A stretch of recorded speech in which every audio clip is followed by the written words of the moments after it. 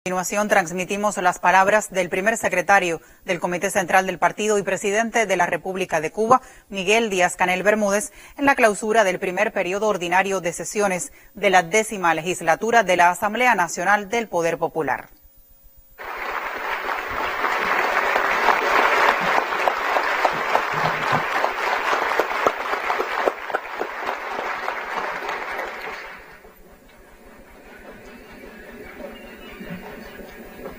Querido compañero general de ejército Raúl Castro Ruz, líder histórico de la Revolución Cubana, queridas diputadas y diputados, invitados, compatriotas. Hace hoy 70 años, una representación de lo mejor de la juventud cubana juntaba sueños, escarbaba en sus escasos ahorros o vendía lo que tenían en propiedad para emprender un viaje a Santiago de Cuba y Bayamo. Era temporada de carnaval en Oriente, pero ellos no iban a celebrar. Como mártires o como héroes, sin ellos mismos saberlos, iban a entrar en la historia. Dos de aquellos muchachos nos acompañan en esta sesión de la Asamblea Nacional. El general de ejército Raúl Castro Ruz, líder de la Revolución,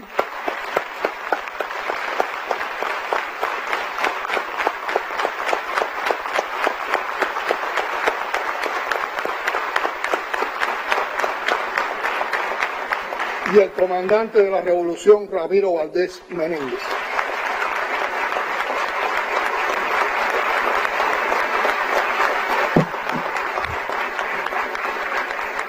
A ellos, en primer lugar, quiero dedicar mis palabras. No se trata solo de un acto de justicia histórica. Se trata de reconocer a dos hombres que siguen asaltando fortalezas todos los días, con el pie en el estribo de las dificultades y el fusil apuntando a los errores. Compañeras y compañeros, permítanme decir que siento que hemos tenido una buena asamblea, incluyendo los llamados de Lazo y otros diputados, a ponerle nombre y apellidos, causas y posible solución a nuestros problemas. Esos que no tienen que ver de manera directa con el bloqueo, o que refuerzan el omnipresente bloqueo por inacción, apatía, insensibilidad, incapacidad o por simple cansancio y falta de fe en que será posible vencer las dificultades. Estas sesiones de la Asamblea tienen un mérito. No solo hemos abordado con sentido de la urgencia y sin prejuicios los problemas de nuestra difícil cotidianidad, como la producción de alimentos, la generación eléctrica, la disponibilidad de agua, la delincuencia, la creciente inflación, los precios abusivos, sino que lo hemos hecho sin abandonar asuntos pendientes de carácter estratégico, como la política del Estado para atención a la niñez, la adolescencia y las juventudes, o la ley del Código Penal Militar. No voy a citar intervenciones para no extenderme, pero desde la discusión en comisiones en la que tuve la oportunidad de participar, sentí que ha mejorado el vínculo de las diputadas y los diputados con la población, es decir, con los electores a quien nos debemos. Estos meses de intercambio con el pueblo en la calle, en los barrios, en los caseríos rurales, han sido la prueba de lo que significa trabajar con el oído pegado a la tierra. Una asamblea en sesión permanente, desconectada del pueblo que la eligió, no podría llamarse nunca del poder popular. No podemos olvidar nunca que los enemigos de la nación cubana apuestan a fracturar la unidad nacional, a separar al pueblo de su gobierno, a que nos cansemos de insistir, a que bajemos los brazos, a que creamos que es preferible el camino de la rendición a resistir creativamente. Pero la opción de rendirnos fue borrada del ADN de los cubanos, y no por capricho, porque nos plazca el sacrificio o nos creamos una nación elegida para ellos. Es que basta mirar a quienes se rindieron o fueron sometidos por un poder superior aparentemente invencible. Esos perdieron la nación, el ideal y el destino de sus países. En lo personal, no me imagino a Cuba sin la fuerza moral de su partido y sin la organización, la planificación, la preocupación permanente de un gobierno cuya principal misión consiste en garantizar salud, educación, alimentación y servicios públicos gratuitamente a algunos y otros al menor costo posible, bajo las terribles condiciones de un bloqueo reforzado y la inclusión del país en una lista infame que busca boicotear cualquier posibilidad de recuperación económica, cerrando todos los accesos a posibles ingresos y oportunidades de financiamientos. Es muy perversa esa política que no se limita al espacio económico y financiero. Se sabe que la mayor fuerza de Cuba está en su pueblo y en su resistencia emblemática.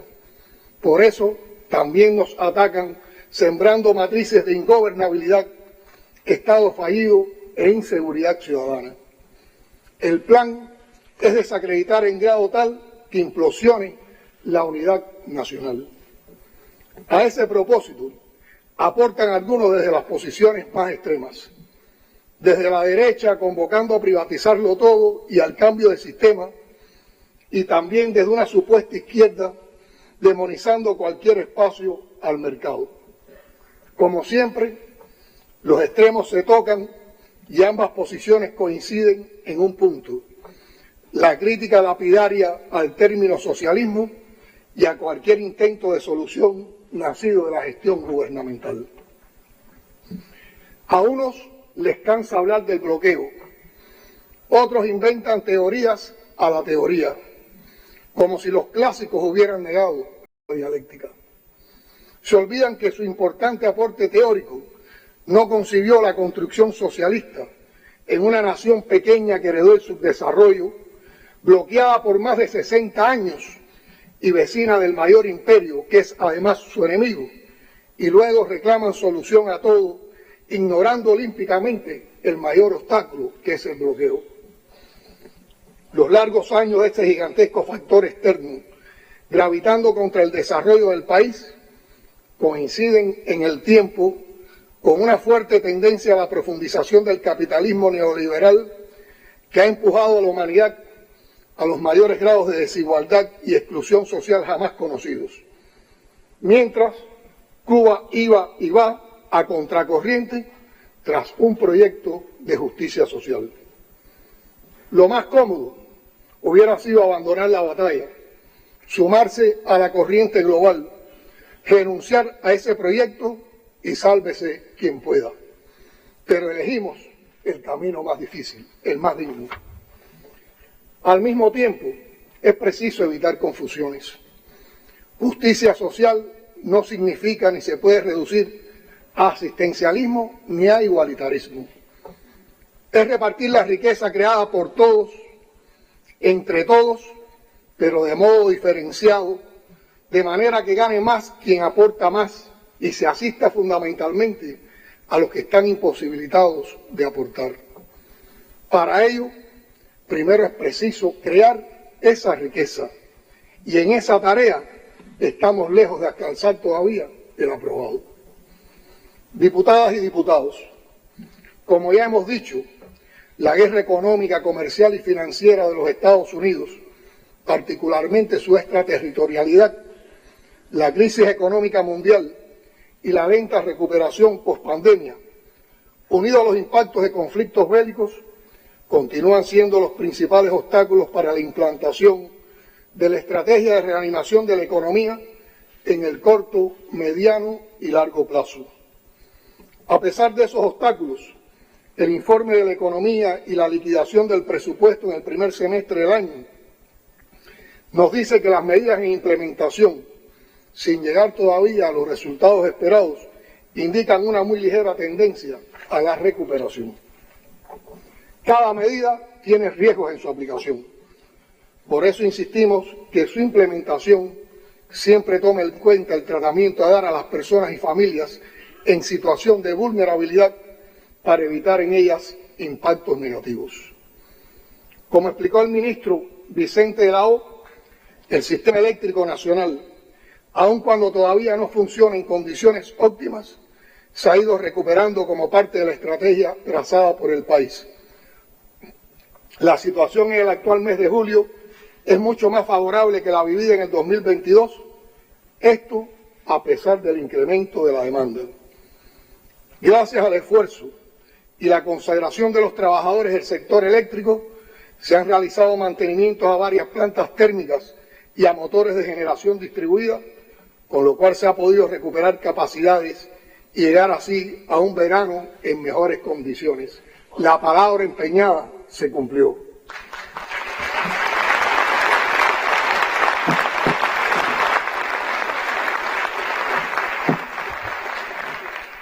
Pero la estrategia no mira solo al corto plazo.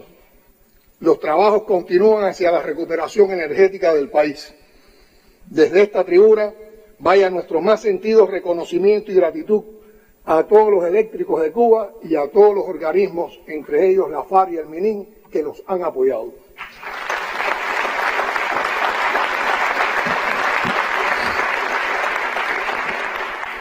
La recuperación de la industria turística, que sigue impactada por la inclusión de Cuba en la lista del Departamento de Estado de los Estados Unidos de países patrocinadores del terrorismo, y otras relacionadas con la logística, el combustible y la energía, no logrará los 3,5 millones de visitantes proyectados para el año, pero muestra un ritmo de crecimiento que debe superar todos los indicadores de 2021-2022, gracias a la recuperación del destino Cuba en países emisores estables durante la etapa prepandemia. Por otra parte, se ha iniciado el rescate de la intervención y ampliación del mercado cambiario, lo que ha permitido canalizar al sistema empresarial 110 millones, 55,1 millones vendidos a la economía nacional y otros de préstamos para la producción de bienes y servicios en moneda nacional, destacándose los programas de producción de alimentos, arroz, frijoles, huevo, carne de cerdo, la industria manufacturera, la energía y otros sectores. Esto es aún insuficiente. En cuanto a la inversión extranjera, como resultado de las visitas oficiales de los últimos meses, se establecieron las bases, proyectos y programas mutuos de inversión en sectores como la energía, la agricultura, incluida la cañera, dándose los pasos gubernamentales y empresariales para su materialización en el segundo semestre, lo que permite crear condiciones para la recuperación de la capacidad industrial y de refinación con impactos favorables en la factura energética y la exportación de derivados de petróleo en el área. Se reestructuraron los mecanismos y sistemas de trabajo para recuperar los ingresos provenientes de las remesas y otros servicios asociados a la captación de divisas, abriendo nuevos canales y diversificando los existentes, incluidos aquellos que emplean las criptomonedas en cumplimiento de la legislación vigente. Estas acciones deberán continuar consolidándose durante el segundo semestre. Se adoptan medidas e incentivos para fomentar más el uso de los medios electrónicos de pago como forma más rápida, mediante el encadenamiento de sectores productivos con la creación de nuevos productos y servicios de forma segura y sencilla, de realizar cobros y pagos sin que medie el uso de efectivo, lo que favorece la disciplina fiscal y la bancarización de los hechos económicos, incluido su legitimidad. Como parte de la implementación de medidas presentadas a la Asamblea Nacional del Poder Popular para reimpulsar el desarrollo económico, se ha trabajado en equipos multidisciplinarios de expertos del sector académico, economistas, funcionarios y directivos de los organismos globales de la economía en la identificación de las distorsiones del modelo, definiendo sus causas y condiciones estructurales, lo que ha permitido diseñar una estrategia gradual para avanzar en la estabilización macroeconómica durante el segundo semestre de este año y el primero de 2024. Ese programa debe permitirnos corregir progresivamente los desbalances macroeconómicos, el manejo y asignación de la divisa en función de las prioridades de desarrollo del país, incrementar la producción de alimentos agropecuarios y bienes industriales, la transformación de subsidios, el desarrollo del mercado cambiario, la recuperación de los ingresos en divisas y los sectores exportables. Se estudian propuestas para continuar el perfeccionamiento del mecanismo de asignación de divisas mediante el fortalecimiento del mercado cambiario y el rol que debe desempeñar el sistema financiero nacional como autoridad central en la implementación de la política monetaria y la protección gradual y sostenida de la moneda nacional. Se trabaja igualmente en la actualización de las normas jurídicas para los actores económicos no estatales, fomentando su rol en la estrategia de desarrollo económico del país, la producción nacional, la sustitución de importaciones, su contribución al desarrollo territorial y la generación de empleo. Aunque incipiente, se logra una mayor participación directa del sector no estatal en la producción nacional y el encadenamiento con las industrias nacionales, generando ahorros en la contratación de materias primas y productos intermedios, en línea con la estrategia de desarrollo del país, actuación que se va a incentivar y potenciar.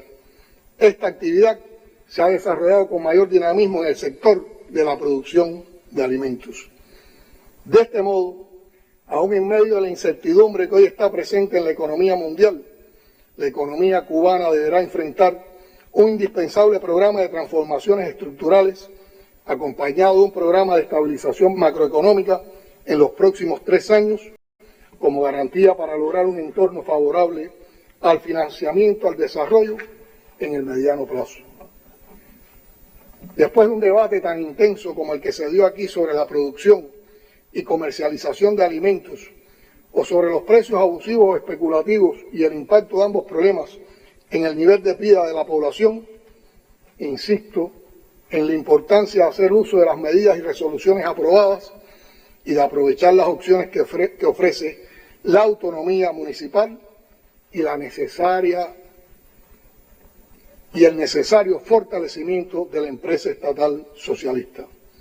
Algunas soluciones locales podrían llevarnos al camino de las soluciones nacionales. Eso no significa que considero agotado todos los debates. Nos queda una extraordinaria reserva de posibilidades en el pueblo, una discusión popular con la participación de estudiantes, técnicos, economistas y contadores que capaciten a las autoridades y al pueblo en cómo se forman los precios, nos ayudaría mucho a enfrentar el problema desde las bases con conocimiento. En la medida en que los delegados, los presidentes de los consejos populares, las autoridades del gobierno en el municipio y el pueblo dispongan de la información imprescindible para confrontar a los especuladores, estoy seguro de que vamos a presionar los precios a la baja. Pero ante todo, debemos consagrarnos a crear riquezas, en primer lugar, produciendo alimentos. La solución definitiva llegará con el incremento de las producciones. Y esa es la otra pelea que necesita que nos involucremos todos. Como dijo un buen diputado joven aquí, para enfrentar la COVID, la ciencia se movió en 2 carriles, los paliativos y las medidas de contención por un lado y la búsqueda de la vacuna por el otro. En el tema de los alimentos y los precios podría aplicarse una estrategia similar, tomando en cuenta la ciencia y la innovación. Lo dijo un economista joven, coincido con ese criterio, entre otras razones, porque creo en los jóvenes.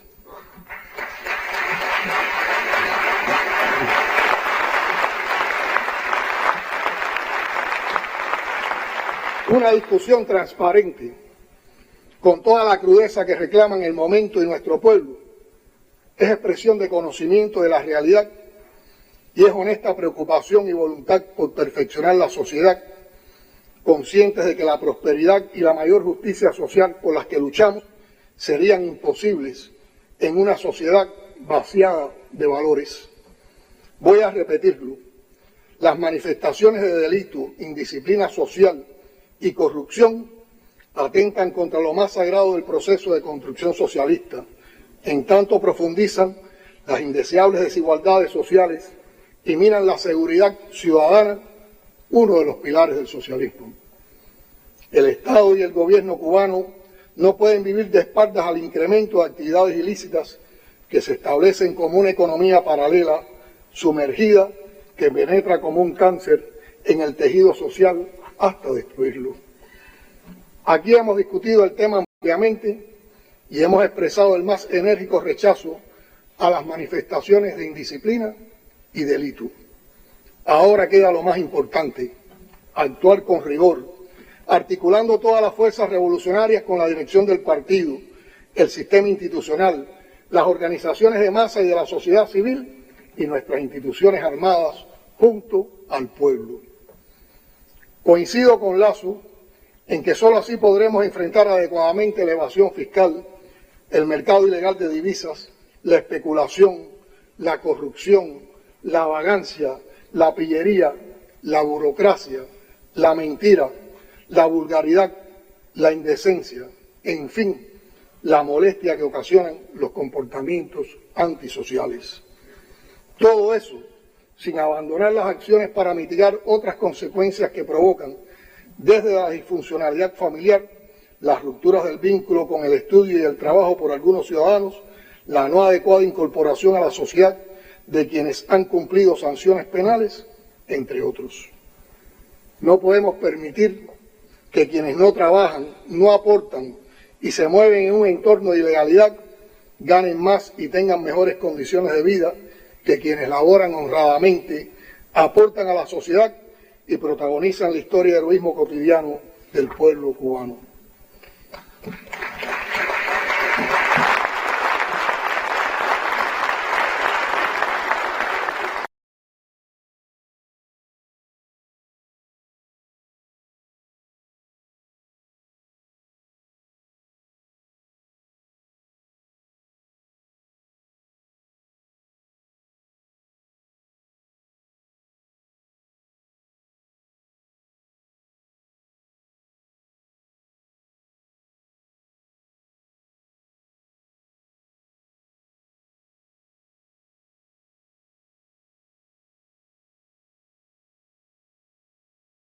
Con apego a la ley y a las regulaciones establecidas local o nacionalmente, sin estigmatizaciones ni generalizaciones absurdas que terminan siendo tan dañinas como los problemas que se pretenden resolver.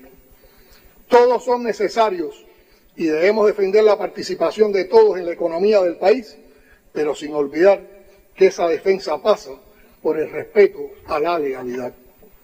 Compañeras y compañeros, esta primera sesión de la actual legislatura ha dado continuidad al intenso ejercicio legislativo abierto por la nueva Constitución, con la aprobación de la ley del Código Penal Militar, que como hemos visto aquí, está en concordancia con nuestra Carta Magna y reviste importancia en aras del fortalecimiento del orden y la disciplina en nuestras instituciones armadas como elementos esenciales para el cumplimiento de sus misiones en función de proteger y mantener la independencia y soberanía del Estado, su integridad territorial, su seguridad y la paz.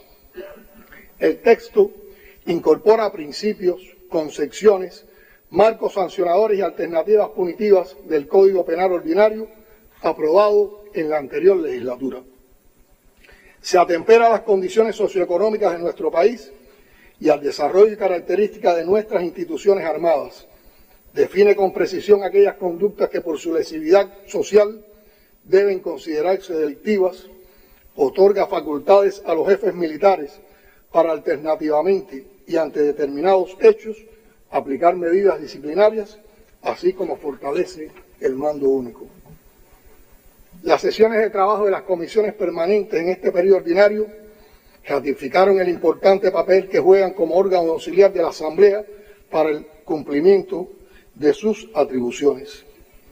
Pero lo que más me interesa destacar es el modo en que se presentaron y debatieron, esta vez, los temas de mayor actualidad e impacto en los barrios, las calles, la vida cotidiana. El vínculo de los diputados con la base en los diferentes territorios para la comprobación y verificación de las leyes, políticas y programas seleccionados para el análisis ha favorecido reflexiones más profundas, objetivas y la posibilidad de aportar sugerencias y propuestas enriquecidas por los intercambios con la población. Los acuerdos derivados de estas reuniones deben constituir premisas para el trabajo de los diferentes órganos y organismos a favor de la transformación y solución de los problemas discutidos. Especialmente relevante en esta sesión es el debate y aprobación de la política para la atención a la niñez, la adolescencia y las juventudes, como parte de la voluntad de fortalecer los derechos de la población más joven por cuanto apoya sus aspiraciones y sueños. Su implementación gradual en medio de la actual situación socioeconómica demandará la mayor comprensión de la población y exigirá, por tanto, la más amplia difusión y debate. Su origen emerge de los debates sostenidos con jóvenes y representantes del sector académico al escuchar sus inquietudes y propuestas, y responde también de manera fundamental a las preocupaciones de nuestros compatriotas por el éxodo creciente de jóvenes y la necesidad de garantizarles que puedan desarrollar en el país sus proyectos de vida con una participación activa en los destinos de la nación de sus padres y abuelos. Esta política reafirma la voluntad de desarrollar la gestión de gobierno mediante políticas públicas y que el proceso de creación normativa sea cada vez más participativo y democrático. Al abordar las problemáticas de las niñas, niños, adolescentes y jóvenes en todos los ámbitos de la vida, el texto da continuidad a la obra revolucionaria y también le aporta novedad a tono con las exigencias del momento actual. Como programa de trabajo, combina derechos y deberes, en tanto ofrece garantías y oportunidades, pero también demanda deberes y responsabilidad de las instituciones implicadas y de la participación juvenil. Compatriotas, quisiera hacer un alto en los temas nacionales para explicar un poco los objetivos y resultados de la intensa actividad internacional de los últimos meses, que estuvo precedida también por la brillante presentación que sobre este tema realizó nuestro canciller. La presidencia del Grupo de los 77 más China, que Cuba ostenta desde enero de este año, como fruto del amplio reconocimiento internacional a nuestra política de principios en defensa de los intereses de los países en desarrollo, está reclamando de nosotros un esfuerzo diplomático extraordinario que nos honra como nación. Desde la presidencia cubana se han desarrollado con éxitos eventos en materia de educación, cultura, turismo y medio ambiente que han logrado incentivar el debate desde el sur y han contribuido a la defensa de los intereses de los países en desarrollo. Los días 15 y 16 de septiembre acogeremos en nuestra capital la cumbre de jefes de Estado y de Gobierno bajo el tema Retos actuales del desarrollo, papel de la ciencia, la tecnología y la innovación. Se trata de un encuentro necesario en el empeño de fortalecer la capacidad del Grupo de los 77 en el aprovechamiento de herramientas tan importantes para el desarrollo. Hemos continuado respaldando con hechos nuestra firme posición en favor de la paz en Colombia. La celebración en Cuba del tercer ciclo de la Mesa de Diálogo de Paz constituyó un hito histórico. La cooperación internacional que Cuba presta continúa desarrollándose como característica emblemática de la política exterior. Es una actividad legítima y altruista que mantenemos a pesar de la sucia campaña de los Estados Unidos para tratar de denigrar ese esfuerzo y privar a cientos de miles de personas de países del mundo de los servicios médicos de calidad que prestan los profesionales cubanos. Todos los eventos en que participamos son mecanismos de concertación en los que Cuba tiene una trayectoria de contribución activa y constructiva, como es norma de nuestra política exterior. Además de cumplir con los compromisos intergubernamentales, tuvimos la oportunidad de reunirnos directamente en cada sitio con cubanos que viven en esos países y con grupos de amigos de Cuba en encuentros caracterizados por las expresiones de amistad, solidaridad y respaldo a la revolución. Como nación, tenemos el privilegio de contar con agrupaciones de cubanos residentes en diversos países que mantienen un comportamiento activo en respaldo a la patria y de contar también con grupos de personas de diversas nacionalidades muy comprometidas en la solidaridad con Cuba. Es una realidad que nos enorgullece como cubanos y que se explica por el prestigio de la revolución, su obra de justicia y su trayectoria solidaria e internacionalista.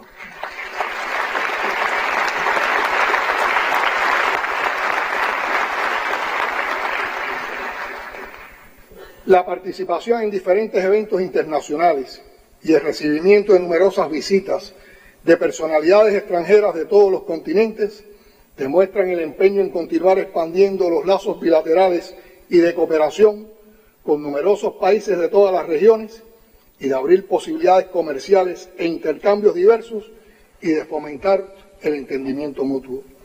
Se trata también de cumplir con la tarea estratégica de romper el cerco económico al que nos desea condenar el imperialismo. Sin embargo, la política agresiva estadounidense continúa teniendo un efecto altamente nocivo sobre la economía, como conoce bien el pueblo, por el dominio que ha logrado sobre las estructuras y los flujos financieros internacionales. El gobierno de Estados Unidos cuenta con el poder de perjudicar nuestras relaciones económicas externas en casi todos los países del mundo. Y no es por casualidad, sino por diseño. Para justificar esa política, mantiene la práctica de fabricar calumnias y emitir pronunciamientos absolutamente mendaces, los que actualiza con nuevas leyendas cada vez más deshonestas. Confía en su dominio sobre los medios de comunicación y está convencido de que tiene la capacidad de engañar a la opinión pública, sobre todo la de su propio país. No siempre tiene el éxito deseado. Por ejemplo, decenas de legislaturas estaduales, consejos municipales, juntas de condado, juntas escolares y organizaciones sindicales, más otras organizaciones representativas de la sociedad civil de los Estados Unidos, han emitido unas 93 resoluciones contra la política de bloqueo económico y en especial con el reclamo de que se excluya a Cuba de la arbitraria lista de estados patrocinadores del terrorismo que elabora unilateralmente el Departamento de Estado. Se unen así al reclamo casi unánime de la comunidad internacional, reflejado cada año en la Asamblea General de la Organización de Naciones Unidas y en los pronunciamientos de numerosos organismos regionales como CELAC, CARICOM, la Unión Africana y la Unión Europea, por solo mencionar algunos. Es el imperio el que trae aislamiento y descrédito hacia su criminal política. Se sostiene por el poder desproporcionado que concentra, por su desprecio a la voluntad de la comunidad internacional y por la disposición inescrupulosa a hacer uso de la amenaza y la coerción contra muchos gobiernos y contra sus propios ciudadanos. Nuestro deber es continuar denunciando esa política despiadada y a la vez progresar en el esfuerzo creativo de recuperar la economía y encaminarla sosteniblemente a pesar del bloqueo. En las breves pero intensas visitas de trabajo al exterior, en los intercambios con otros líderes de la región y el resto del mundo en cumbres, conferencias o reuniones bilaterales, hemos encontrado respeto, reconocimiento, admiración y agradecimiento al pueblo y a nuestra historia por la defensa del multilateralismo, la cooperación y la solidaridad como principio de relación entre todas las naciones. Confirmamos el valor de la coherencia, de la dignidad, de la defensa de principios y de no ceder ante las presiones y los chantajes.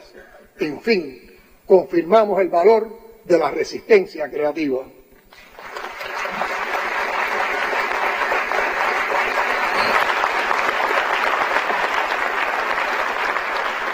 Confirmamos sobre todo el extraordinario legado de Fidel y de Raúl, cuyos indiscutibles aportes a las relaciones internacionales desde el gobierno y desde el partido nos permitieron llegar a este momento con una sólida obra que se distingue por sus valores humanistas, internacionalistas y éticos.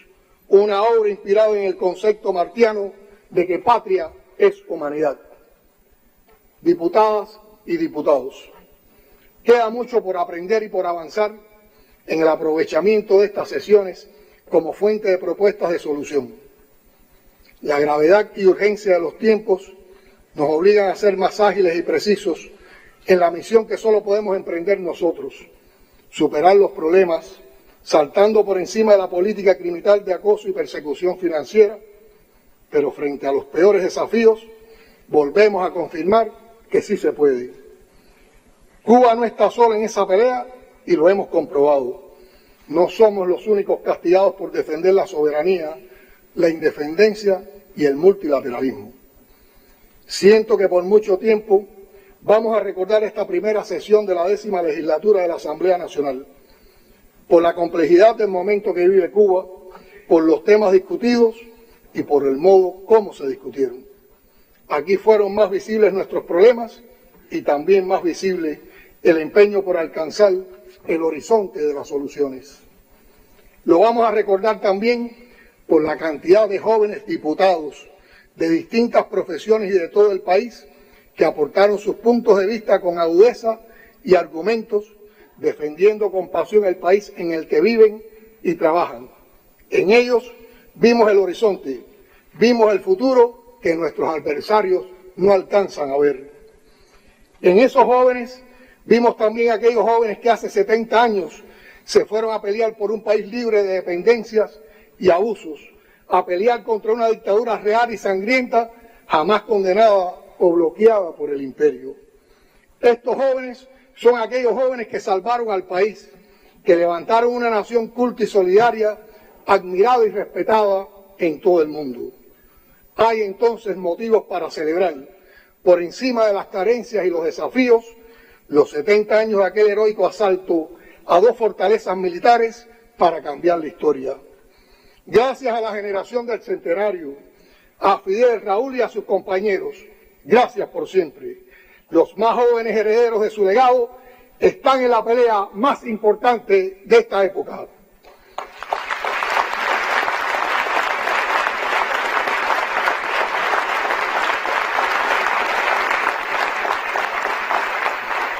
El 26 nos vemos en la heroica Santiago de Cuba. Y para concluir, regreso a 2 frases muy conocidas y queridas por convicción. Sepan, señores imperialistas, que no les tenemos absolutamente ningún miedo. ¡Patria o muerte! ¡Venceremos!